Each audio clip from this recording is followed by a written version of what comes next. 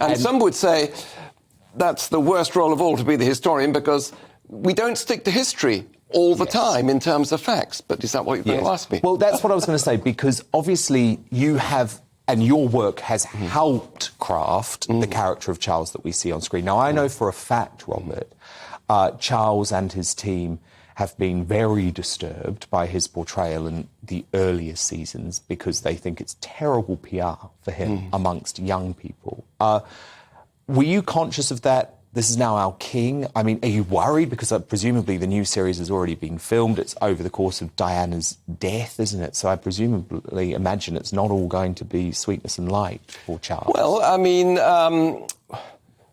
we're recounting history, and it's no secret that season 5, which is coming up in November, will look at the 80s and 90s.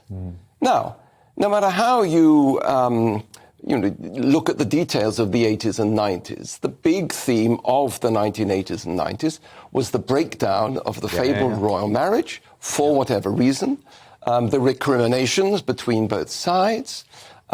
We know for an absolute fact, because Prince Charles complained about it to a friend, that his mother refused to meet Camilla. The Queen refused to meet Camilla. According to Charles himself, speaking to his PR staff, the Queen had described her as a wicked woman. Now, those are facts, and nobody can deny them. Now, when people watch the series, they can say, well, Camilla and Diana didn't actually have lunch together in that restaurant, it was in this restaurant.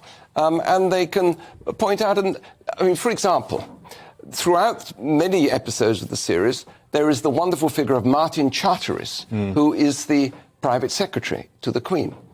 In fact, he was only private secretary for, 7, 8, 9 years.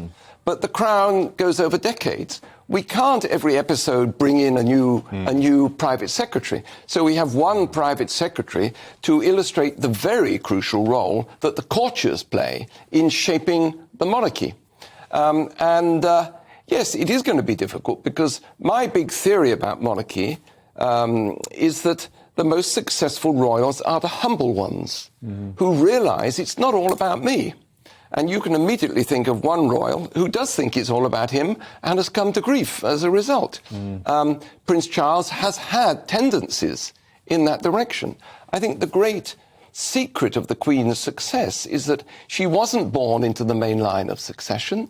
She was like a Princess Beatrice or Eugenie, destined for an obscure life, and it was destiny and the misbehaviour of adults who threw her into the main line. But right from the beginning, that little girl who was so close to her grandfather, George V, realised this is a team game.